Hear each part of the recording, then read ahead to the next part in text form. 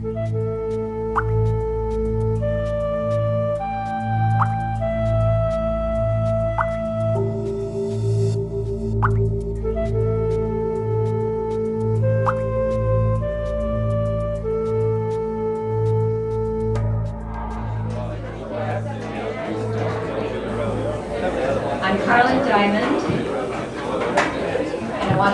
you to our third Town Hall meeting.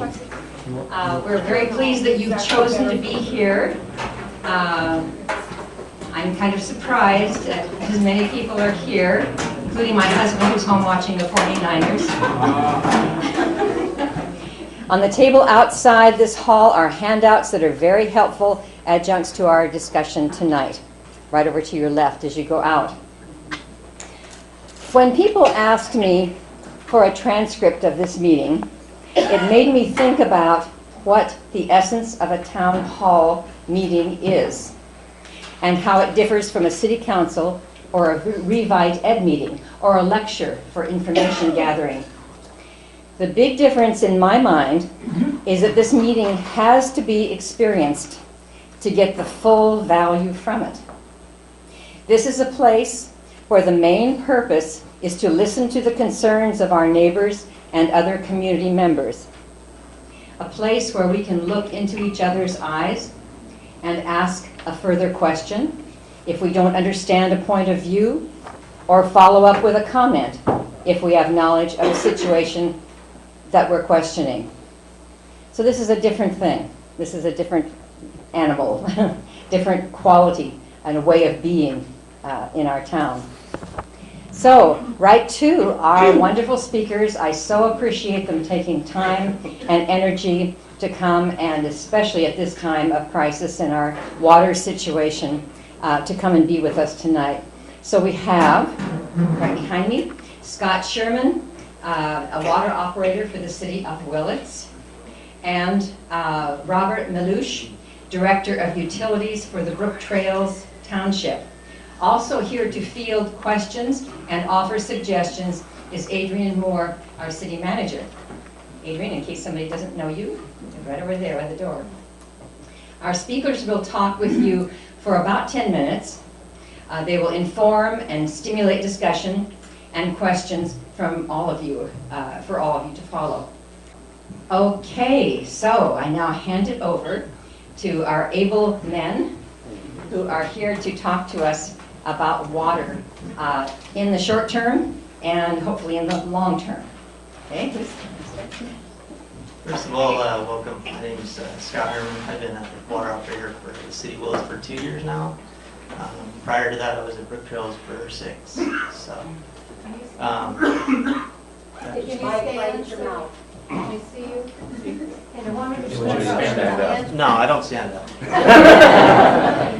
So basically what I'm here today is to update you guys on your current water supply in the city of Willits.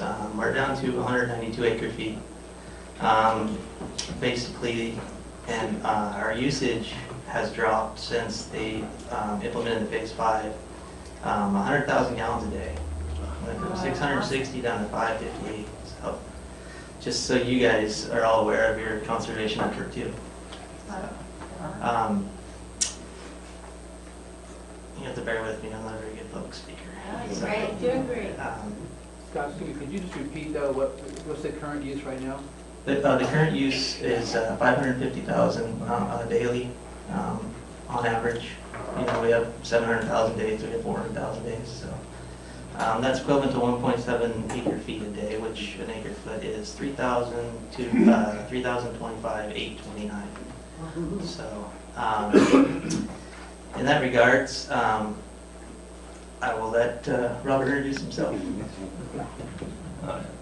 Well, I've been with Brook Trails now 22 years, and I started off at the fire department, and now I'm transferred over to the water department. I'm starting to question that right now. The fire department looks good right now, but the truth is, Brook Trails, we're actually been working with the health department. We're classed as the highest risk of running out of water than anyone in Mendocino and Lake County. So without rains, with conservation, we probably won't make it through till October, November time. So we're in great situation right now. But we're hoping for some rains. We'll continue to fix any leaks that we can find. And you know, the residents of Brook Trails are helping out, and we're putting out more and more literature on, you know, conservation. And some people still don't believe we're in a crisis, which is, you know, it's hard to believe, but you know, we're working on them. So we have a plan to look at the high-end users, and we're going door to door if we have to and talk to them. But on the whole, everybody's doing a good job. It's just that our situation, well, in Willits as well, I guess, but for us, I can talk, is that our infrastructure is aging. Our leaks went from, I think, 45 last year to over 58, 55% increase on leaks. So at this time, what I'd like to do is thank my crew. They were actually out last night until midnight on Sherwood Road, which is not a good road to be on. But you know, they're young and they're dedicated to the community, and that, you know, that to me that's more important, to know that you've got good people that wants to work with the community, and they're all from this area basically, and they're 100%. And that's the future of the water. You know, Scott, same thing. You know, he's young. He's going to be a part of this community for a long time. So, you know, hopefully. I know he won't. He likes his job. So our situation is we could use their 218 acre feet, because if we had that, we would survive. We could get through till next December with 218 acre feet. Right now we're 75 acre feet. So, and we don't have any, I'm sure Scott's going to talk about other sources. We've drilled wells. We've had 8 wells drilled in the last 10 to 12 years, and they've all been dry holes. So it's really difficult to find extra water up there. So we just need people to conserve. And you know, things that people, a lot of people, I don't know if you want to talk about how to conserve. I mean, I think most of you have probably been at it, and what we are. I actually found some things out today. Went to Home Depot, and the highest users, shower heads, of course, toilets, and laundry. Well, the toilets, you can actually go and buy a kit for any toilet. They'll make it a dual flush for like $20, so you're only using 1 gallon and 1.6 gallons. And I thought that was a pretty reasonable. And I actually installed one at Brook Trails this afternoon to see if it can be done, and it can. It was pretty simple. So simple little things like that. It's not much when most of us, I mean, my family, we're down, there's only myself and my wife, we're down to around 90 gallons a day.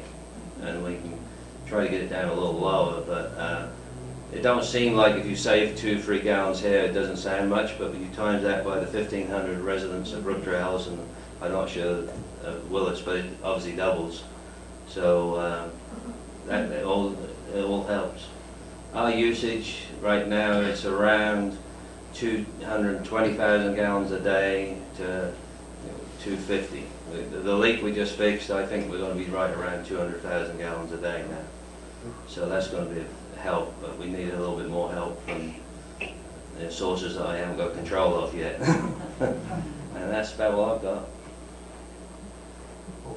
I helped you out there, Scott, and now you help me out. So what we did bring is a water meter.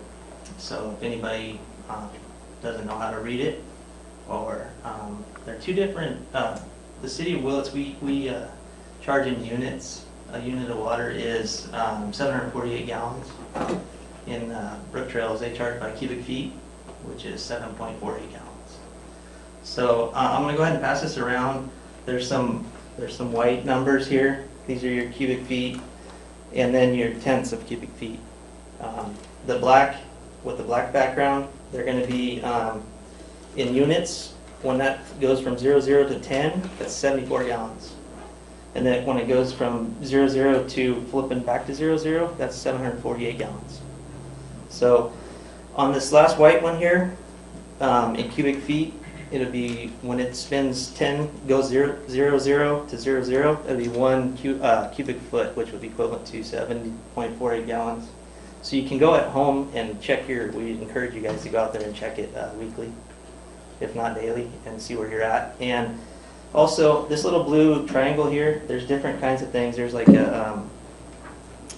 there's different symbols, but it's your leak detector. If you have like a leaky toilet, it will allow you to find out that you have water moving through your meter. So I'll go ahead and pass this around. We have 2 of them. We'll send one that way, send one this way.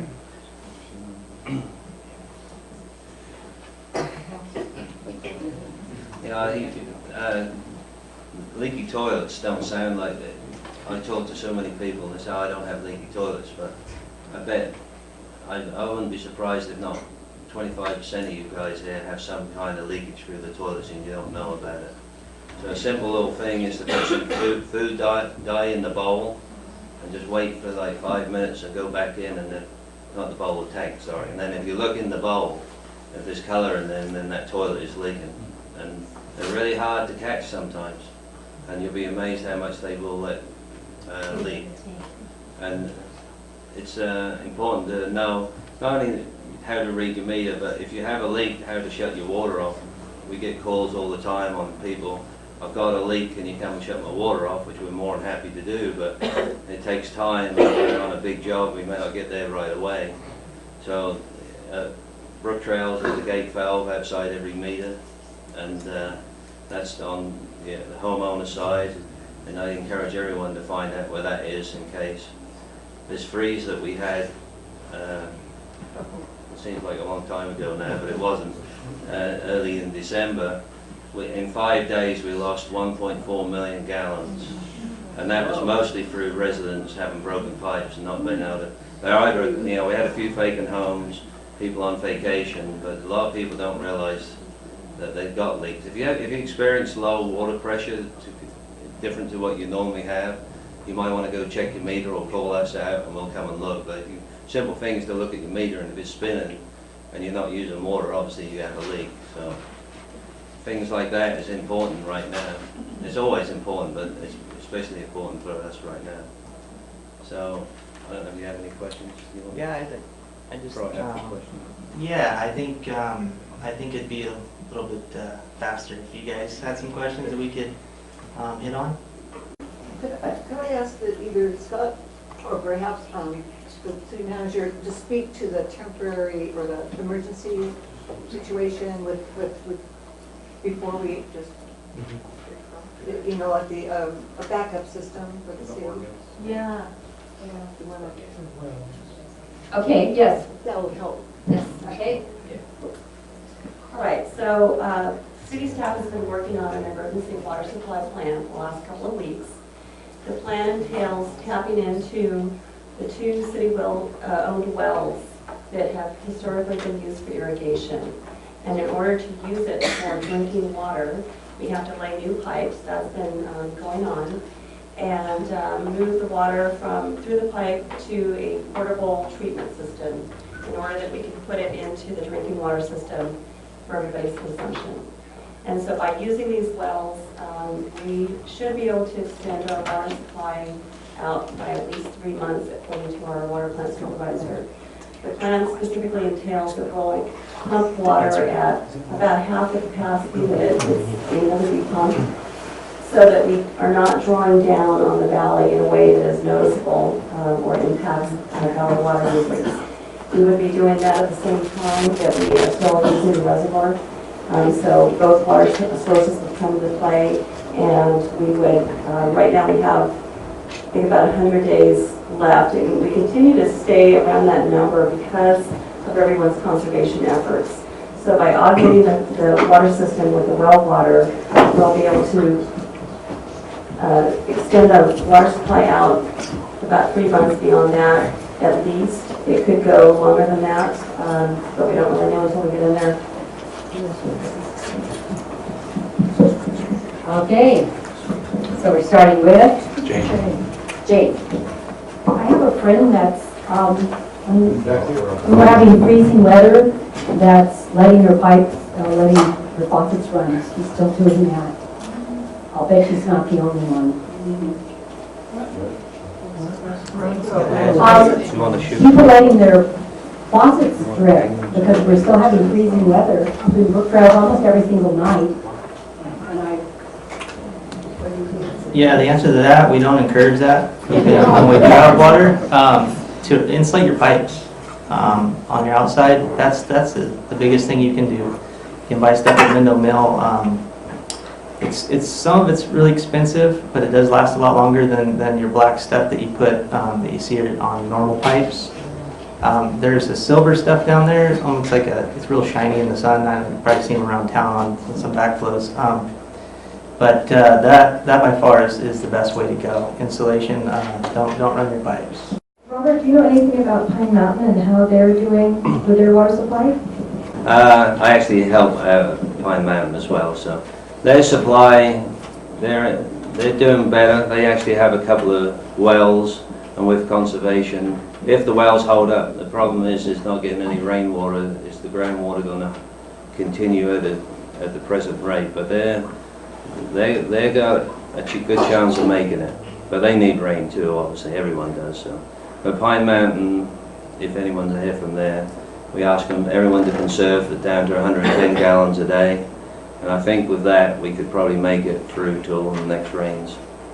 I'm Kathy. I have a two-pronged problem. I have a home in Brook Trails and a business in Willits, so I'm looking for the brass tacks. What is usage? I missed the meeting up in Brook Trails. What is the usage per day? I heard 110. Is that correct? That's what we're asking for right now, and it can. Our next step is to have rationing as well. So we're kind of waiting on the weather. There's some rains predicted. So but 110 for. If each resident isn't meeting the 110, what is it for each resident then? Do you go around house to house and go? Yeah, basically, almost. We're going to be reading the meters more than once a month. We'll be probably reading them twice a month this month, just to see where people are. There's obviously a learning period, but then next month we're going to get much more serious, and then we'll be sending the high users notices telling them that they need to cut back even more. And we have a way of restricting water flow. We don't really want to go that route. We'd rather talk to people and have some help. Truth is, if we don't get help, you're going to have no water. So it's just a question of when. You know, if we can extend it out until we get the rains, that's all we're trying to do. Okay, and then with the city, I read that there's is it an asked 35% reduction? And if that's the case, what is the comeuppance if I don't reduce? So the Phase 5 water shortage emergency, the commercial businesses are asked to reduce by 35% from where they were at a year ago at this time. So when we first declared the Phase 1 water emergency in August and then Phase 2 in November, the community, residents and businesses alike really have stepped up and have been conserving. So it's not 35% from where you were at a couple months ago. It's 35% from where you were at a year ago. In terms of if you don't need that, we are not approaching this in a heavy-handed manner at all. We have seen everybody's willingness to conserve, and we're seeing the results with the gain that we're getting in the number of days of supply that we have left. So we are, we have faith in the community that people are going to do their part. Yes, there will be exceptions. We are identifying those heavy users.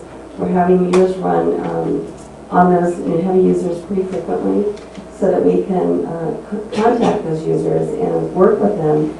In a lot of cases, they might have a leak that they weren't aware of, or they might not be aware of how to conserve. And so, it's a collaborative approach between city staff and the community.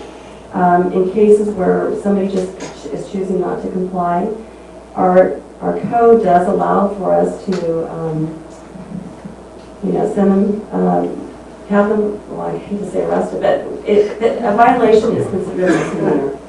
And if convicted, it's subject to 30 days in county jail or a $1,000 fine. We don't anticipate having to deal with that situation, Our code is written the way it is. It's not something that we recently adopted. It's been that way. So in terms of enforcing, we will enforce if we need to, but we're asking the community to do their part. And so from our view, if people are getting close to the goal, to the restrictions, that's going to save a lot. And that's, we're not going to come knocking at your door if you're at 160 gallons a day one particular month, or if you only could reduce by 25%. Every business is different, every household is different. The 150-day restriction is for households up to 4 residents, 4 occupants. If a household has more occupants than that, they just need to notify the city, and we'll make a notation of that in our files.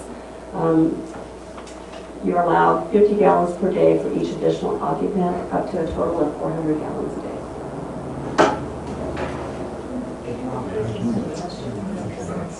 Yes, if businesses have questions, they can certainly call the city, and we're here to help. Okay, I'm Madge Strong. I'm on the city council. One of the things that I want to make sure is just sort of on our minds is the long-term situation with water. Obviously, this year, if we don't get enough rain, everybody is going to be really having to tighten their belt with water use, and it's somewhat scary right now because the forecast isn't so good. I'm happy that the city does have this ability to develop an emergency backup system using these 2 existing wells, and to hopefully balance the use of those so that we're not drawing too much down on the groundwater.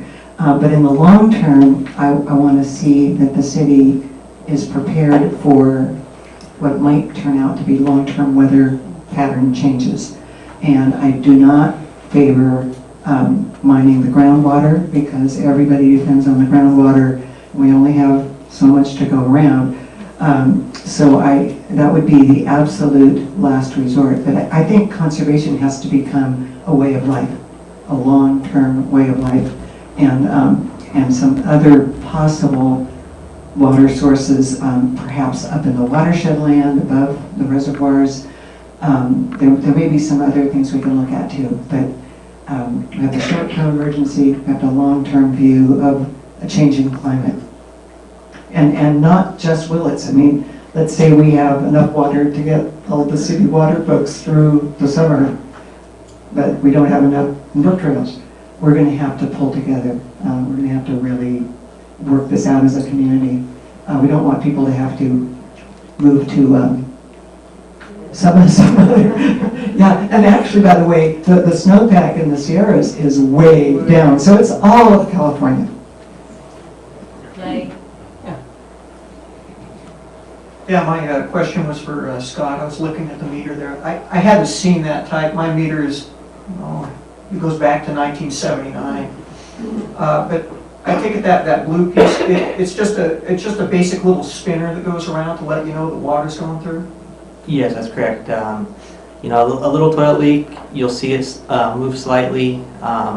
If it's very fine, you may not see it move at all. So that's when we would come and do a pressure drawdown test on you to determine if there's anything that's leaking in your house. And that's available to anybody that is curious about it, if that little detector's not moving. Yeah, you probably do have one pre-leak detector. It's old. Yeah. Yeah. Okay. Well, thank you very much. Has there been any program working through the schools with education around water saving? So in response to that question, we have in fact been working with the school district. They sent out a mailer a couple of weeks back. They've been good about contacting us, sometimes before we contact them. And so we sent them some links to some information on the Department of Water Resources website, specifically geared for children in classrooms. And Scott Herman has a couple of young children, and so he's been particularly interested in making sure that we're providing information for the kids. I don't know if you want to say anything further about that, Scott. I think you touched it.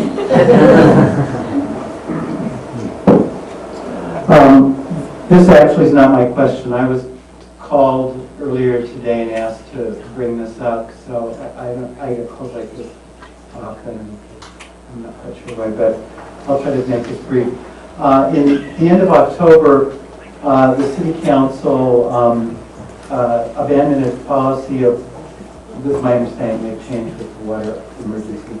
It's 1 to 4 unit limiting on water hookups, and my understanding was, part of the reason was to encourage the building of a new Holiday Inn in Willits. And those types of facilities are notorious water users, huge water users. And has that policy been, maybe somebody in the City Council can tell me, are we still restricted from new installations from 1 to 4 unit water users, or has it been expanded so that larger water users can now get water permits? And I know that at one point Bruce suggested that we expand as much as possible our water storage, and I think that's a terrific idea. Any answer for the Holiday Inn? Yeah, that's not correct. There wasn't a Holiday Inn. Previous to this water emergency, there was some projects in the pipe that had to be addressed before we could, if we were going to allow more hookups, that those would be first. And I'm not sure if there was a hotel in that. I believe that we weren't going forward with that, however. And since the water emergency, that has brought into effect no new hookups are allowed while we're under this water emergency. Is there anything you want to add? Yeah, let me just add just a slide. Alan is watching the game. Hi.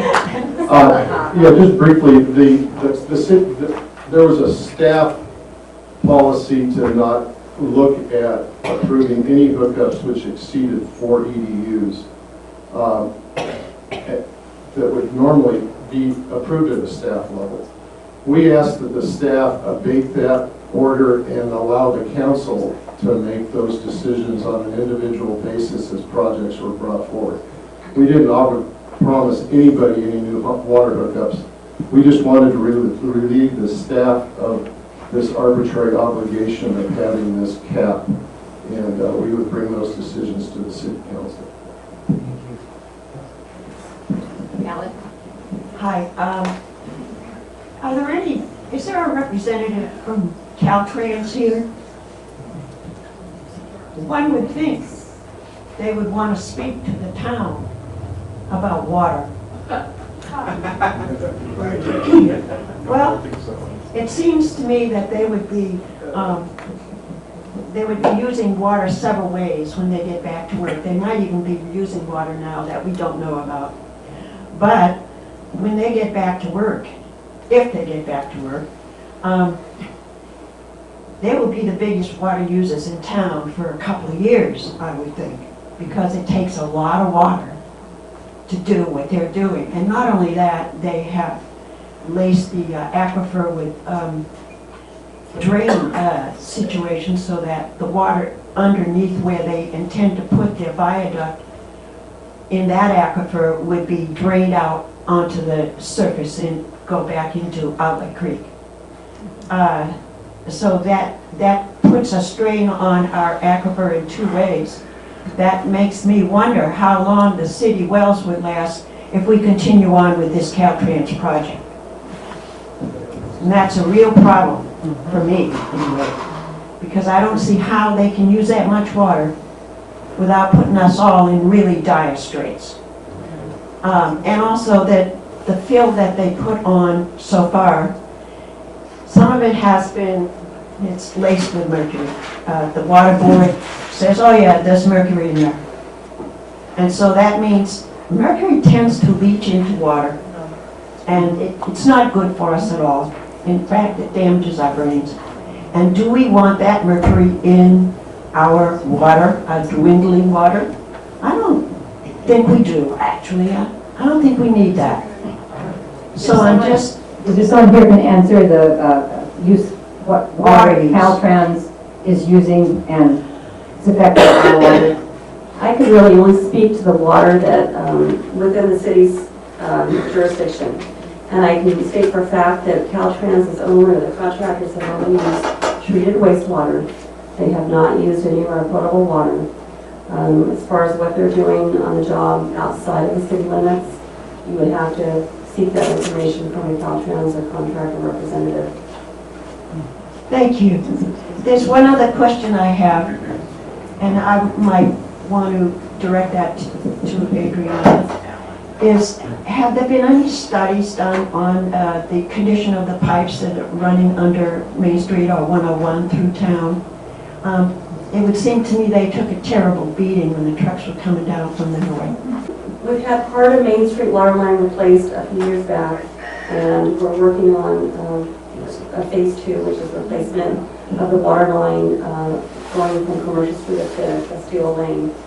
And we hope to have that project fleshed out in the next couple of months and back to the council for discussion and some action. In terms of the condition, I mean, obviously we know that the infrastructure is aging, and that's why we're looking at the replacement project. Thank you. Thank you. I'm going to give a guess about how much Caltrans is using. I know that the water board asked the contractor how much was used for dust control, and the reply was 4 million gallons. And that was per no, I can't remember. I just got it on Friday, and so I wanted to know if that was for compaction and for dust control. I couldn't get that information because it was Friday.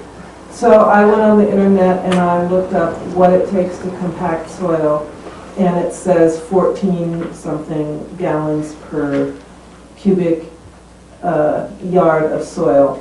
And so I did the math, because it did say they had put 615,000 cubic yards of fill down last season, and so it came out to I think 8.8 million. So I would say that the study was not talking also about compaction. So I don't know what else was not included. So I haven't got clarification of that. 8.8 million for last year's? For last year's construction season. Compaction. And it was from 3 sources, and it was kind of equal from each source. What are the sources? Yeah. They didn't say. Their legal said that they weren't sure they could say yet. So I think we all know, but that's never mind. What I wanted to talk about was, I happen to live outside the city. I live up in the hills over here. I'm just sort of curious how many people here live outside the city, not brook trails, but outside a water system or on their own water system.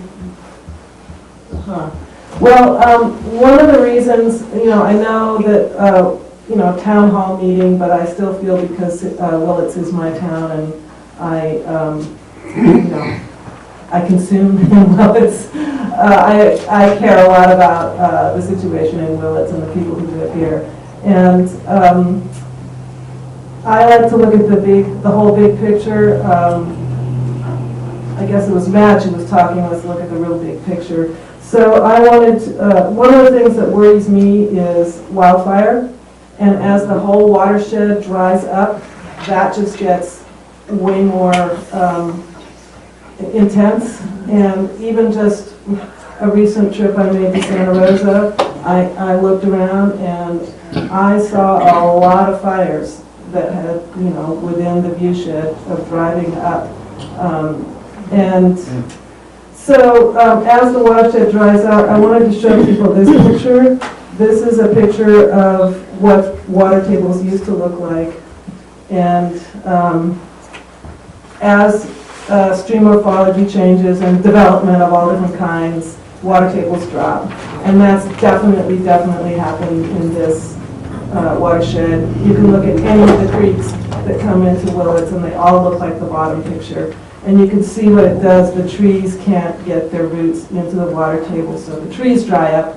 And so the riparian areas have less trees, makes the water warmer, and everything dries up. So then on the other side of that that is a picture at the top of that telephone pole. This is the San Joaquin Valley, and this is a place that has pumped their water out of their watershed, and the ground has collapsed. If you pump too much water out of the ground, it can collapse. And What does the sign say? at the top of that telephone pole, it says 1927. At the middle of the telephone pole, it says, what does it say, Carla? 1955. 1955, and at the bottom where the man is standing, it says 1977. 1977. So that's a picture taken by the USGS, and that's because they pumped a lot of water out of that.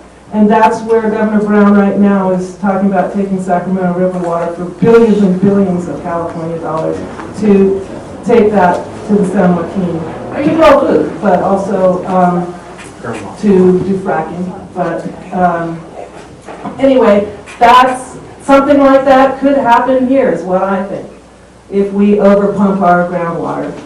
And I also want to let people know that there's a study that happened in 87, 88, and this was reported in the Westio study done in 06, and it shows that drawdown from city wells affecting neighboring wells as much as 7.5 feet of drawdown. And so I truly appreciate when Adrian said that the city right now is considering only pumping half what the wells produce. But I think it's really important to pay attention to how much drawdown there is, and also that our valley is quite a bit drier than it was in '89. And I want to show people this picture, which is what came out of the Outlet Creek at the stream gauge there. And I'm going to read it. In the 50s, the average was 335,000 acre-feet per year. In the 60s, 322,000.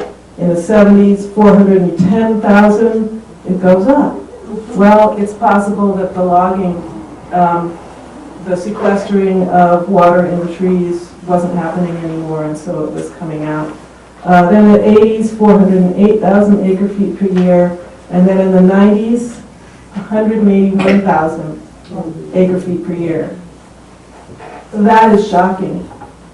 That is a huge drop. And so if you look at the precipitation, for instance, in the 50s when it was 335,000, it was 60 inches a year average, acre-feet per year falling on the ground. In the 90s, 65 inches a year. So it's not the rainfall, it's something else. And the Outlet Creek Basin Assessment says one of the things that happened was that Centennial Dam was built in 1989. And I do know that bypass flows didn't take place. And maybe that's something you guys could talk to, is bypass flows from the reservoirs. I don't know if that's a little complicated for this discussion, but it's all good. One more thing is, I who live outside, I live on a well, and my well went dry, not last summer, but the summer before. And I was shocked. I have a 43-gallon-a-minute well. I can pump 9 gallons a minute with my pump. How could I possibly run out of water? And so I figured it out. Well, I got a new solar system, and I had no electricity, so I was pumping till Kingdom would come. I thought I had 43 gallons a minute and wasn't worried a bit. Well, not so. The water was not coming into the area under the ground fast enough. My well had changed, and I ended up pumping too much, and I felt terrible. I thought it was something wrong with my pump. So I pulled the pump out. No, nothing wrong with the pump. And for $30, I put in a gauge. It's the simplest thing. It's a piece of tubing. It's a brass T with a gauge, like these gauges, and a Schrader valve, which is what's on like a bicycle tire, like a tire thing. And I pump air into the top, and the gauge shows me how much pressure there is. I divide that by 2.31, which is how much pressure it takes to push a foot of water out of that pipe. And I can tell how much water is in my well. And I think everybody who has a well should do that, put that in their well. And that's very similar to what you're talking about, every household paying attention to their water use. And if you pay attention to your water use, we completely revamped our irrigation system, and we haven't lost any plants, and we're doing just fine, and the water came back. So thank you for letting me talk so much. Superb information, Rosen. Thank you so much. I'd like to start out by saying that our crisis of water is really not the water's fault. The crisis is us. We are that crisis because we create scarcity by our practices with the water. And it's really a regional issue. And what I'd like to address is how can we regulate large industries which aren't like individuals who can abide by certain codes of civil conduct, but industries like the vineyards and industries like development projects from the state, such as the bypass. How can we, cut back on these huge development projects to conserve our community's water, energy, and money in this time of collapse, I should say. I feel like we're addicted to many different resources, and water shouldn't be treated as a resource. It's really our lifeblood. And I'd like to say thank you to the water for allowing us all to be here in this room right now. My name is John Almeida, and I've been here through a few droughts. The biggest one I can remember was in 1976 and 77, which pretty much mirrors what we got going on right now. I don't remember for sure, but there was one after that because Pinches was in office at that time. And maybe the city can address this, but at that time he worked in brokering a deal with the Boy Scout camp for Lake Wente water. And they ran a pipeline, and the pipe was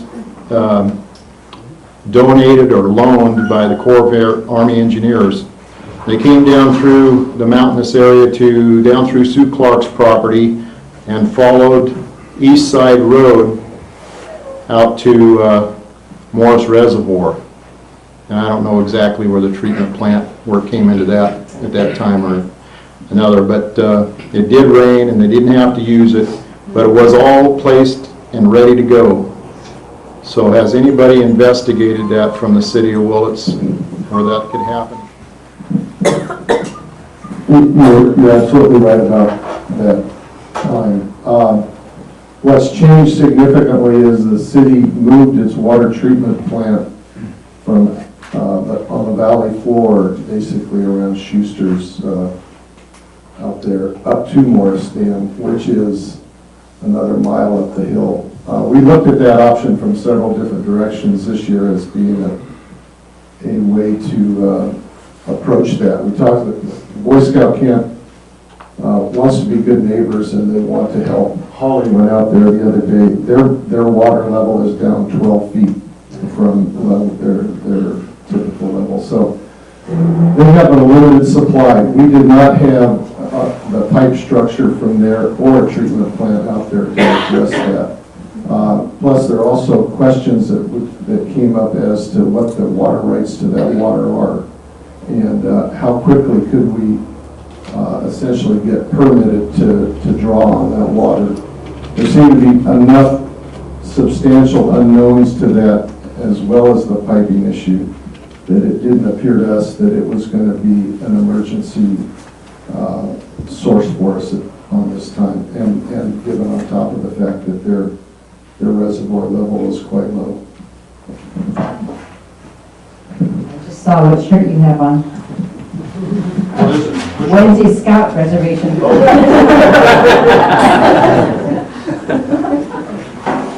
So I suspect that all you think you're like low on water, right? I'm not so sure I agree. I think we've got plenty of water. We've just, as a society, have made some extremely poor choices on how we use it. Our tendency is to, pollute and throw it away. That's how we deal with water. Not a good choice in my estimation. A couple of things I've come across. One really recently, I'm going to pass this around. There's this company in Sweden that makes a really cool shower that uses like 10% of the water of a normal shower and uses a lot less energy, because what they have done is build this really cool filtration system that just kind of like recircs it until you're done, and then the very last of it drains out. It comes out drinking water quality as it's recirculating, and saves massive amounts of money. I mean, one of the big bathhouses they have in that country, put all these in for people coming out of the ocean and showering, and saved like, I don't know, what was it, like 500 million a year or something like that. Seems like a really cool invention. They say the average, shower user would save something like $1,000 a year having this. Here's a chart I'll pass around that kind of on the bottom line is like how much space. Oh, this is for a whole other system. This isn't the shower thing. This is living machines. And pass all these around. These are some of the examples of this stuff. This is an outfit that builds systems that uses nature's resources to clean up water. So they put these in like communities and like schools and like, government buildings, all kinds of things. So all wastewater comes through there and then it goes out and is reused again.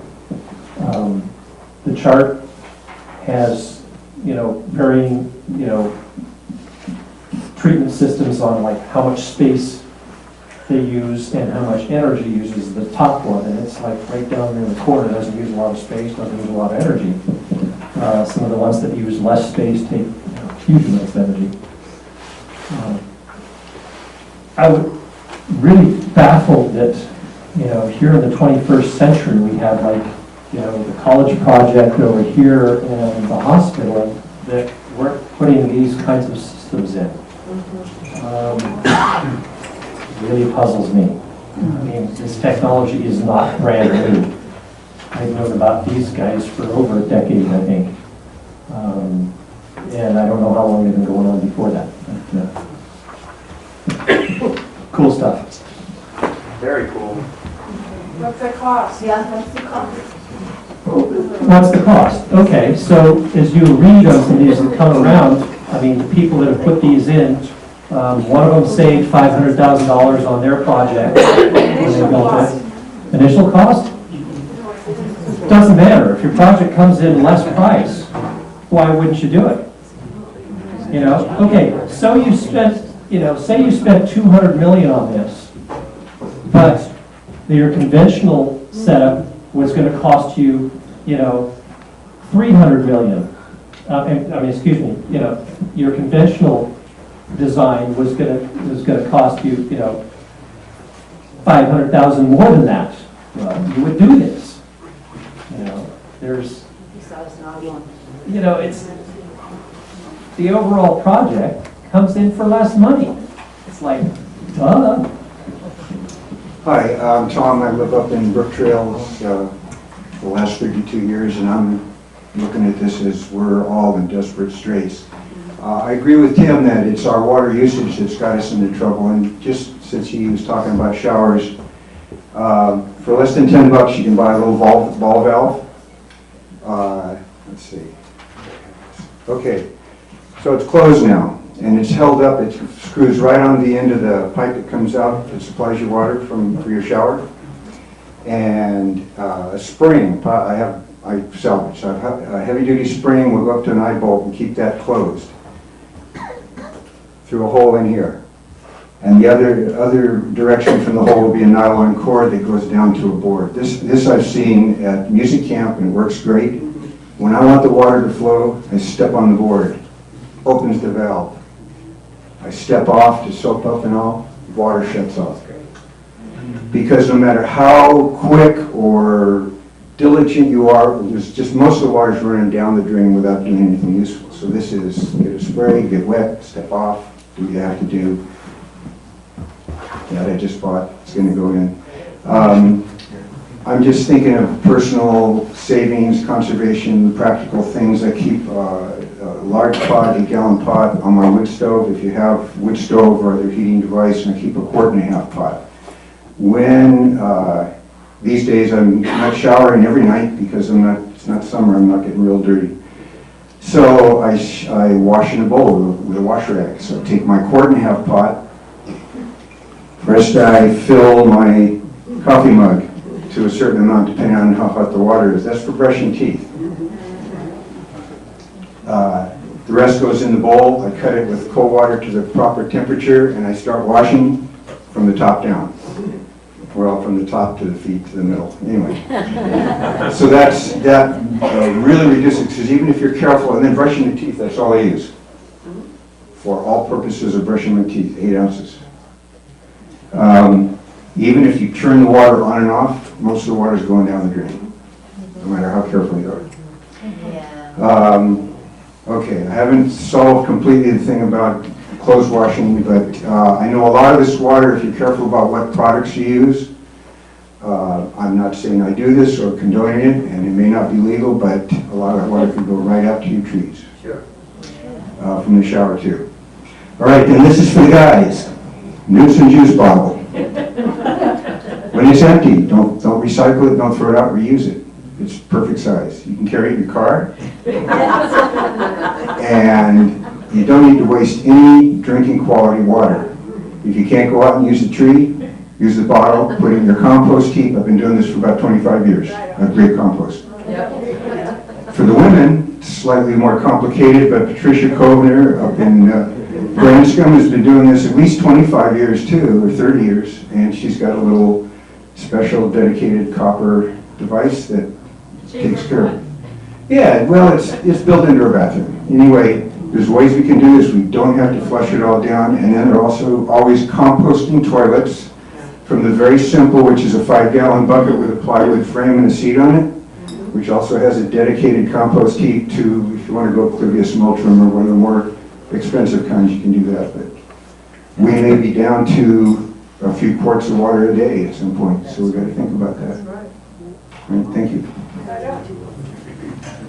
I am Marcia, and I live about a block away from here, and I have no landscaping except vegetables. So I am a little concerned about this water business.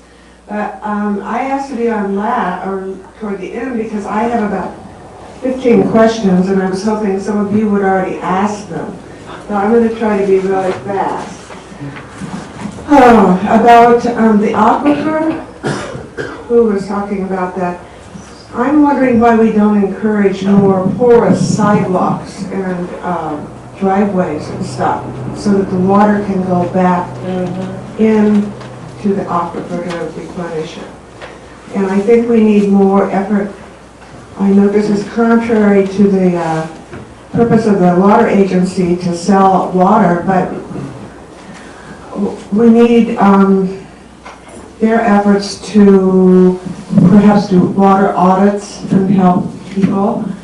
And perhaps there's a grant program we could apply to get rebates for appliances. We had a wonderful program in Oakland, Berkeley, and San Francisco. Perhaps we could emulate and get some money from Brown. It's hard to go through a drought when the profit motive is what runs the water agency. Okay, I'm also wondering, speaking to, I've heard that they're releasing more water or less water to the streams, I believe, and I'm wondering what's happening to our fish. And Is anybody keeping that in mind? I think these are small things. Maybe the city could put out a special brochure to painters and contractors. I just figured out why my water bill was so high in October and November. Painters. Can we, are cisterns legal? Can we do cisterns to collect water? I know, new paragraph. I know gray water, Quinchen did a lot of work with gray water, they're getting a pilot project up. Can we get that running again? It won't work for food, but it'll work for landscaping. What about a three-letter word? And nobody has mentioned this yet, but I heard Fish and Game is going out trying to get the pot farmers to sign up and get some sort of official okay, or some sort, they're doing surveys trying to find out how much water is being drained out of the aquifer, or out of the rivers and reservoir by the pot farmers. And I think this has to be tackled. I don't know how, but maybe the sheriff and daring souls. All right, and then also, one other thing is that John Pictures has been trying to get somebody to work with him to renegotiate the water contract with Sonoma County, and for some reason none of the other supervisors want to work with him on that. According to him, we could get, they owe us money. I guess Mendocino's decided they don't need any money. And also we could get more water perhaps. So can some sort of ad hoc, he can't get an ad hoc committee on the board. Can citizens join up and help him do the research? That's it. Sarah. Hey, guess what? I think that everything that's been spoken about is a great concern and interest for everybody. My concern is educating the everyday person who has never had to conserve water and really doesn't have the first idea of how to do it, including trapping your shower water, using it to flush your toilets, trapping your dishwater, using it to flush your toilets, or if you have the luxury of enough of that to, do your plants. But I discovered, working at Mariposa and trying to cut back 35%, and we're restricted by the health department and how we can do that, so it's even trickier. But one of the ways is that in our employee bathroom, we're capturing all the water we can, and we're using buckets, and we're using those to flush the toilet. So we can't do that in the public bathroom, it's not legal. But for us, and then I discovered that most of the employees don't know how to flush a toilet with a bucket of water. And when I asked them, they say, do you know how to flush a toilet with a bucket of water? Oh yes. Well, how do you do that? Well, you take the back off and you pour the water in the back and then and I said, well, no, because we're using used water that has particles in it, so we just want to put it right down the toilet, and it'll, as soon as it pours enough, it'll flush and you'll have it done. But it was amazing how many people didn't know that basic thing. And I realized that I've been on this planet a lot longer than many of the employees, so I've got a little more experience with that. But I was just wondering, how can we get to the public? I just feel there's probably a lot of people in Brook Trails where we have maybe one of the more severe water problems that just don't know how to conserve. And I was thinking, let's see, what could I do? Could I put a sign up with my name and number, say, call me, I'll give you some suggestions. I mean, that's simple. Why not put it on all of our local radio stations? Well, that's a good idea. And constantly, and make it a priority that every 15 minutes. If they make it a priority, everybody's going to hear that. And all the suggestions. So we We raised the bar, we made it. Suggestion of the day. Yeah, because I do think in the community, there's a lot of people who just are totally willing to help. They just really don't know how. So that's my concern, and, you know, I mean, if people want to get together with me, I'm totally interested in working on this, so, you know, talk to me. And that's my point exactly, is we're the folks, we're the people. And so we can all write a letter to the editor, we can all call the radio station, we can all see what we can do, rather than waiting for Bruce or Holly or Larry or someone to do this for us, you know? So this is your time. This is, you know, get excited about what we can do, and thank you for all your suggestions. They are absolutely magnificent. Okay. Okay, I wanted to thank Robert for talking about the water leaks and roof trails. That's what I want to know more about. Is I'm thinking we could be conserving a lot of water, but if we are leaking underground, that's a huge problem. And I know that when we bought the water system, it was aging, and Adrian talked about we're in phase 2 of fixing those leaks. My question is, how do we monitor that? How do we know how much is leaking? How do we know if we're gaining on it? How do we know if it gets worse? For example, from Caltrans trucks going through town, that was a big concern of mine. When they're rumbling down the street, one a minute, are they causing more damage to our water pipes? How do we find that out? Are there studies? Are there ways to listen underground? I heard from you on brook trails. I want to know if we can, how can we monitor that in Willits? Do we know more about the situation here in Willits? I'm also really concerned about Caltrans' use for dust control, for concrete and construction.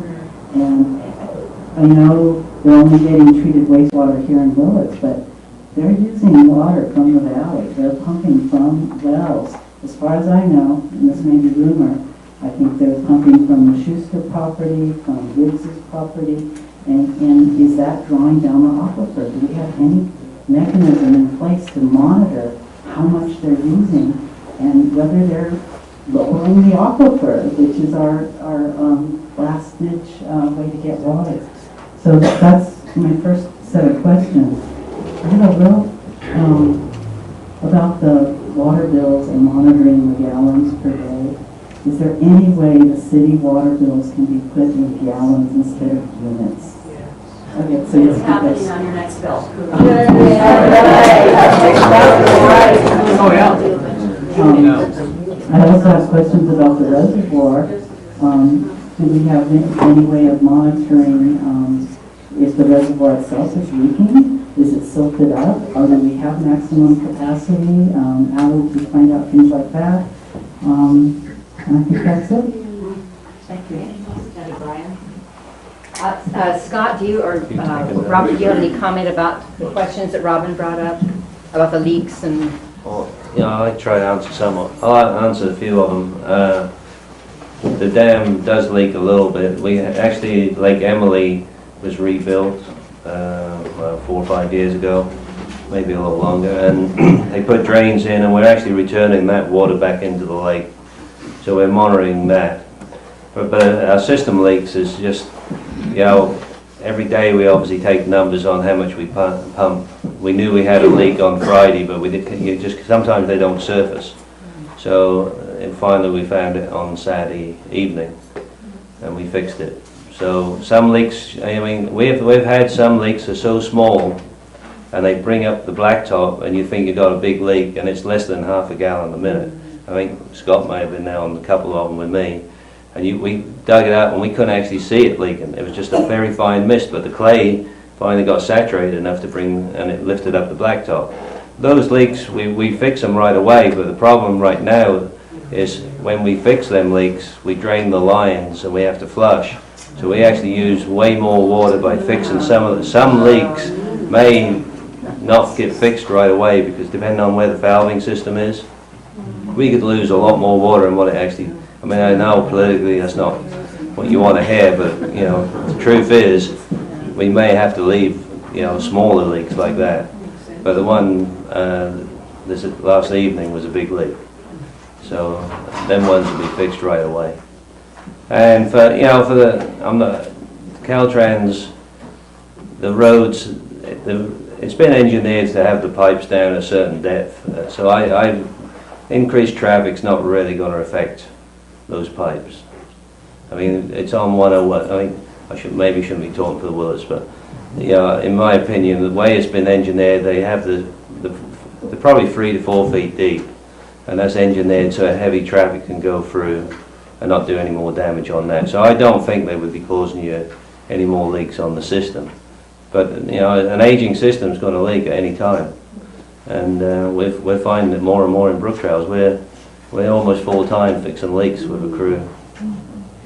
So, and if anyone do see a leak, you know, for Brook Trails for sure, we have 24-hour answering service. I know Willits do too, and we'll have someone out. The least we will do is shut off the valves so it don't leak anymore. But right now we're just going out any time of the day and night trying to fix them. And I can't remember what else you had. Brian? No. I really want to thank all our water professionals for doing this amazing work. I think we're all appreciative of that. Thank you.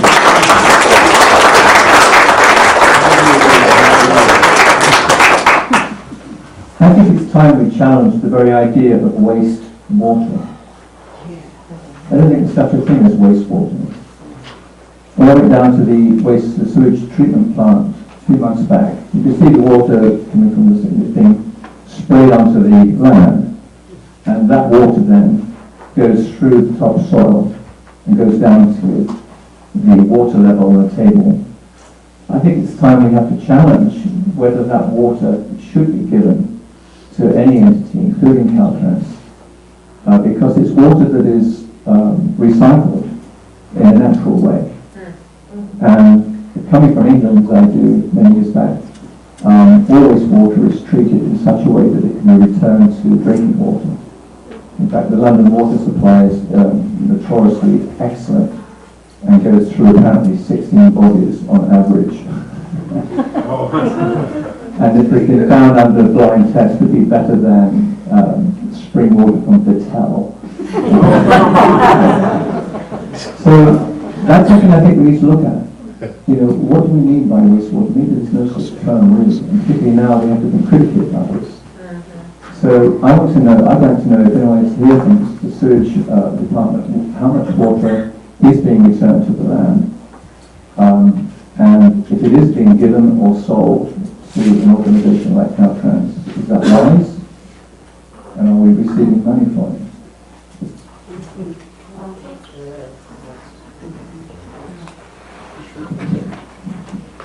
So we don't have anybody here from our wastewater treatment plant, so I can't really give you numbers. We're required to release so much under our regulatory agencies, and this past year we did, Caltrans did take some of that treated wastewater. We did it as an informal agreement in exchange for some large quantities of compost that we then put in the field. So it was a mutually beneficial arrangement at that time. And I know that they are interested in continuing to use our treated wastewater, and so before the season starts up again, their construction season, we will have negotiated a formal agreement with them. But as I said, we are required to discharge a certain amount of that wastewater, regardless of whether Caltrans uses it or not. It goes back into the water table. Yes.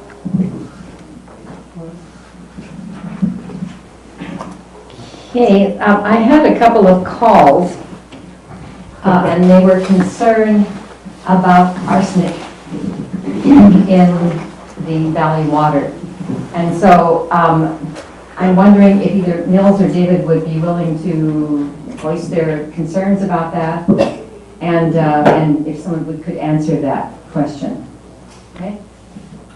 Well, arsenic is a carcinogen, and the state of California will allow 10 parts per billion to be in water for drinking. However, the Department of Public Health, state of California, says the goal should be 4 parts per trillion, 250 times less. That's the public health goal. There is a lot of arsenic in one of the wells.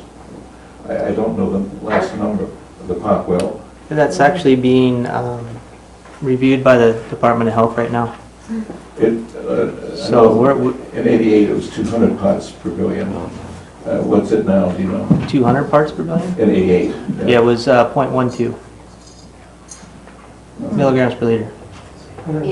Recently? Yeah. Okay, that's 120 parts? Yes. Per billion. And so that has to be, meet state standards, has to get down to 10. And even that is high. It's not a great level. Again, the goal is 4 parts per trillion.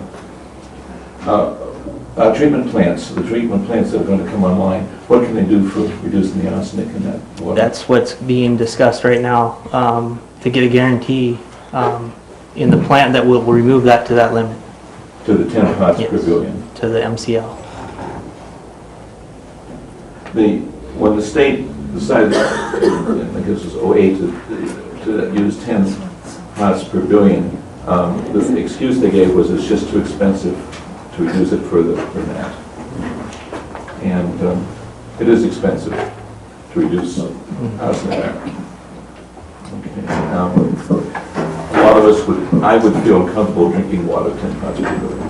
What's the arsenic level now? I can answer that. We've tested the water on both of the wells in preparation for an emergency water supply. And we received in draft form the results earlier in the week, discussed them at our Tuesday afternoon committee meeting. Friday morning we received final results. They have been sent to the Department of Public Health for their review. And I would expect on Tuesday, Monday's a holiday, on Tuesday we'll have some feedback from them. And at that point, we're prepared to release that report to the public. But I believe the results indicate what we expected, is that we do indeed have arsenic in the Park well, and we do not have any detectable arsenic in the Elias well. And so the plan is to work with the vendor on the portable treatment plant on the specifications that would be necessary to treat that water so that it's within safe range. So am I hearing that it won't be added until you get the final test results? Absolutely.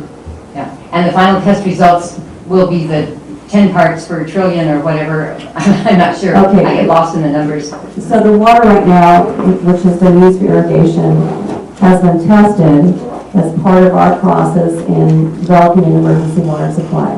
We need to know what's in the water in order to know how to treat it.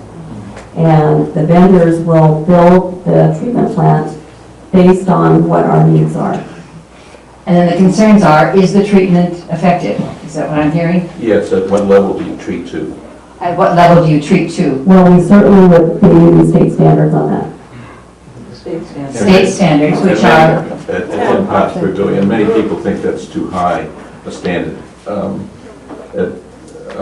It does increase your risk of cancer significantly if at 10 parts per billion. Arsenic in the water is to be avoided at all costs, I think. Well, one quick announcement is I just, as a concerned citizen, put the sign up in the ladies' room. And for the camera here. If you use the restroom here, you know that it's not a low-flow toilet at all. So changing our little habits. So, if it's yellow, let it know. We can all do that in our homes, but we have the habit when we're in a public place of flushing every time. So it doesn't necessarily, we can do that. I also, somebody else mentioned this earlier, I would love to see us pursue some grant funding to allow installation of low-flow toilets. And I think it could be a real win-win because we also have Microfor here in town. And if we could get them to produce the toilets, use our local contractors to help install them, offer really low cost loans that can be paid back from the savings from the water, we could really transform that. And toilets are one of the major use. And while we're at it, while the contractors there, they can install some power improvements and other things.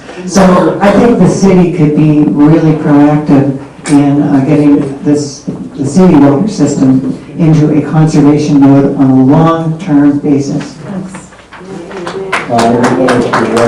Mentioned the leaks, told me that about half a gallon per minute. Just to put that in perspective, that is approximately 10 million gallons a year.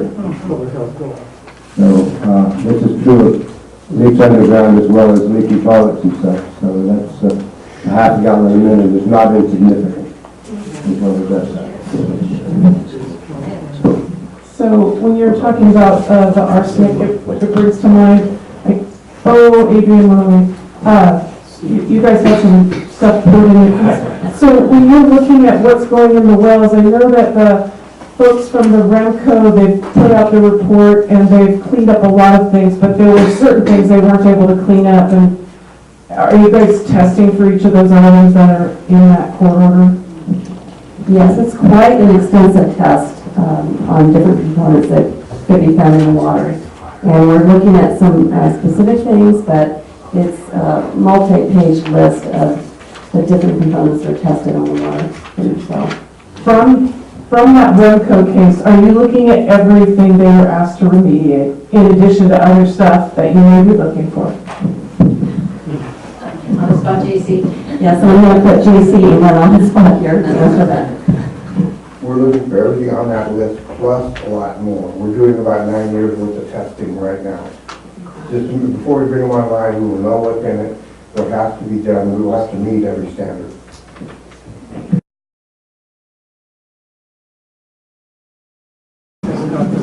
Well, we all know that statistics could be manipulated, and we have an outside agency that is currently in our town, and their agenda is not necessarily our agenda, and I'm referring to Caltrans, and they can go home and shut their doors and pour their water, and it doesn't have anything to do with us. When they come in here, it's not their backyard. That's right. It's not their backyard, and they manipulate statistics just as well as anybody else. I appreciate that people want to check the cannabis growers and see how much water they're pulling out of the creeks, but I think the priority is outside agencies that are coming in and wanting to use water, and like some of the other people have mentioned, there's no such thing as wastewater. It's all usable, and it all belongs here in Willits. For Willits, not for Eureka, not for Sacramento. It's for us. It's our water. It's ours. There's a question for you, Adrian, about publishing results of tests. So, yes, we will be sending those out. I'll probably do a news release Tuesday if we hear back from the health department. I'm just waiting to hear back from them. It's public information. We're not, we don't have any reservation about sharing those. We want everyone to know what we're dealing with. And getting back to the state standards, I understand that there's a view that we should treat the water so that it's safer than the state standards. And there's nothing to say that we can't or won't do that. But first, we need to see what we're dealing with. I'd like to know what you're testing for. I mean, I'd like to see what the request is to the testing lab, and just. And how can you look it up? Yeah, right. How do we find out where to get that information? I mean, it'd be interesting to know what you're asking to be tested and who the lab is. Who's going to all that. So we use Alpha Labs in Ukiah, and when I send out the news release, that will have as an attachment the full test results. So you will be able to see every single component that we've tested. Great. I have a question for Adrian or for council members. One, the question of what standards we're going to meet with respect to treating arsenic. Who makes the decision whether or not we accept that standard or not? Is it a council decision or is it a staff decision? I certainly would like to see in this case it be a council decision, because I want to know which one of my council members are willing to contaminate us with arsenic.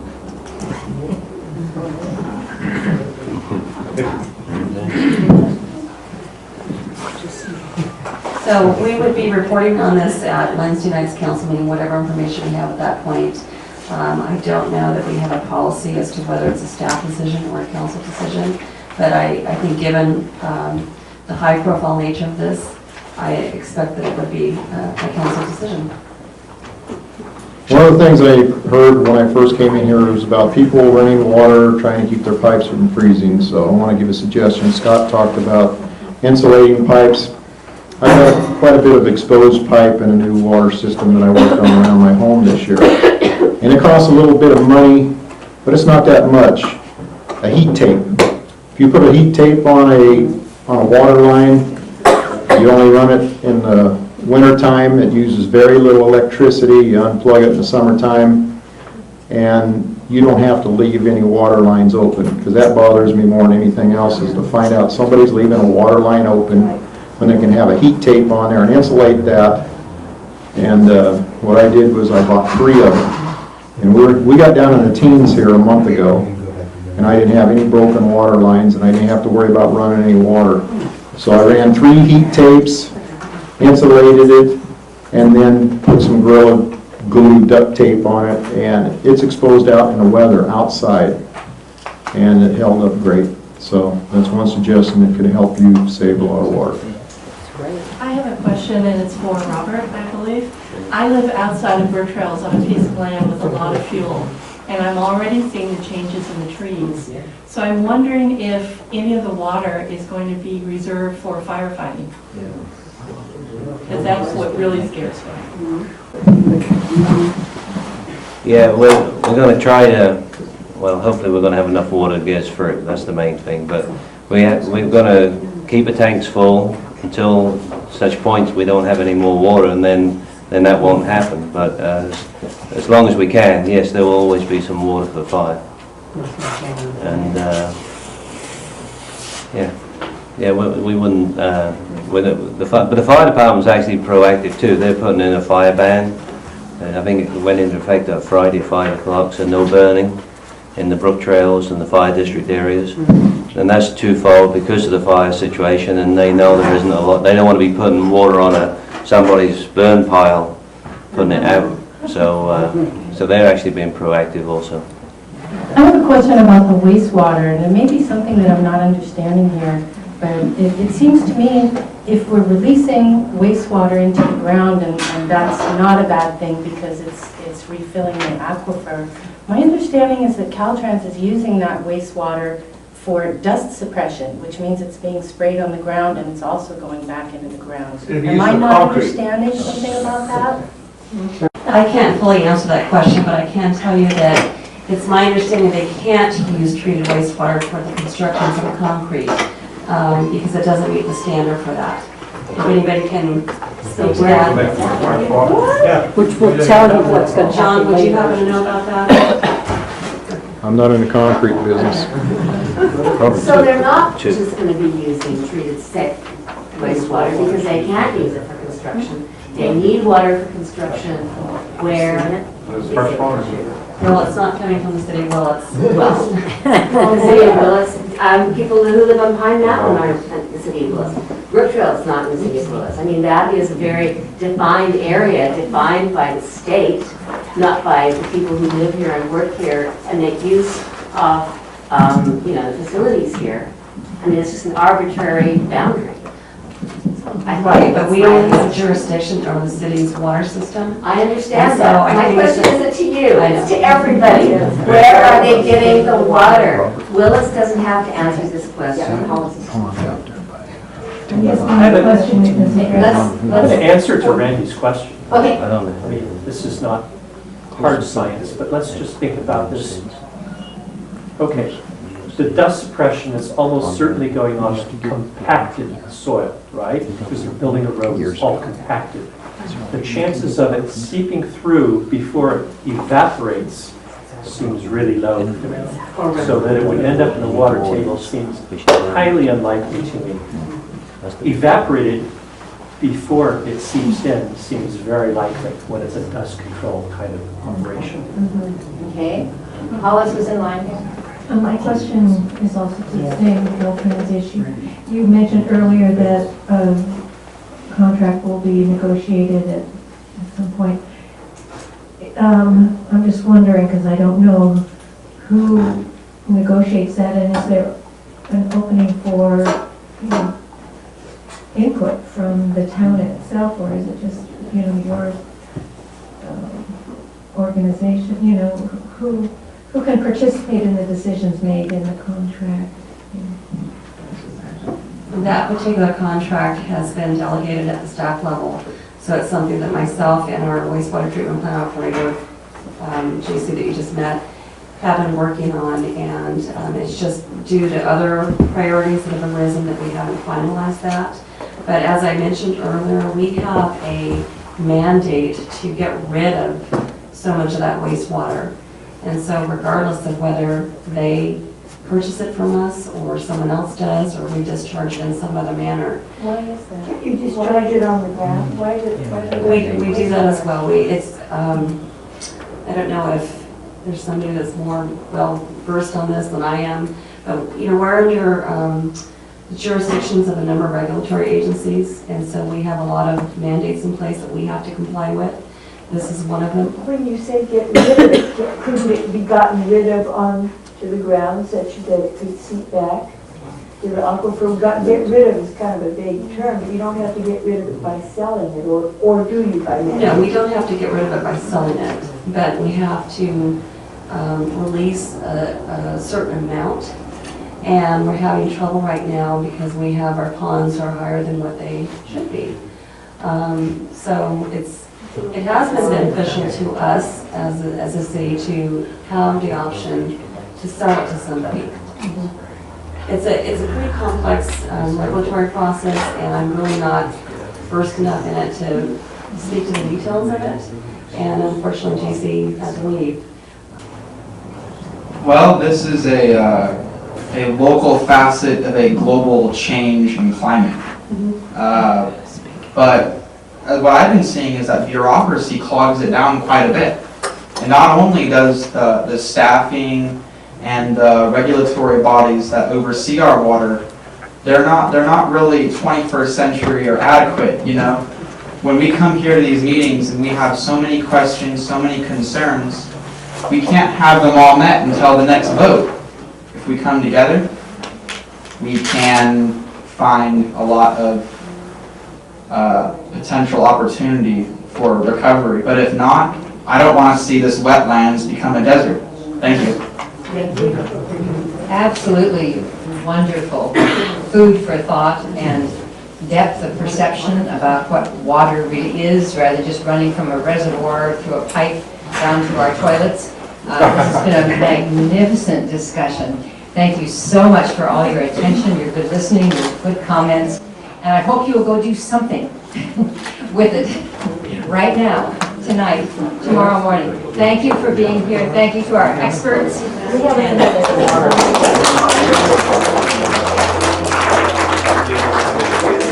still have any community announcements, I'd be happy to hear. On your way out, if you want to pick up one of these little things, this is the next well event is about